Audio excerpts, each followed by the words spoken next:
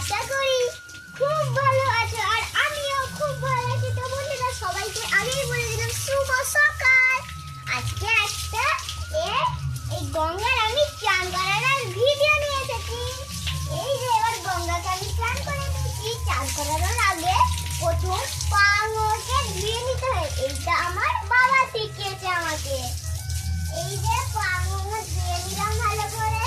কি গো লক্ষ্মী, লক্ষ্মী আমাকে দেখছে। তার পেটুটা একটু ধুয়ে নি। গঙ্গা আরাম হচ্ছে, গঙ্গা খাচ্ছে আর চানও করছে। তাহলে ভাবো ওর কত আরাম হচ্ছে।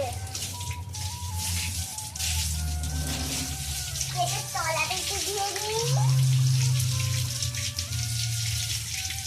লক্ষ্মীর মনে হচ্ছে চান হয়েই যাচ্ছে। এই লক্ষ্মী আর চান করতে হবে না, নানিপুলি অসুখ হয়ে যাবে।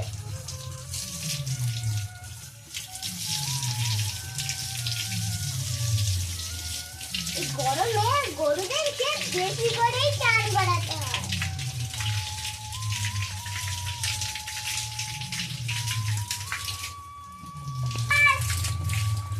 গঙ্গা সর গঙ্গা ওদিকে যা, সর। আমার বাবার কথা প্রচুর শোনে। দাঁড়া রে, গরমকাল চান করতে হবে, তবে গাটা ঠান্ডা লাগবে। বলো গো বাবা।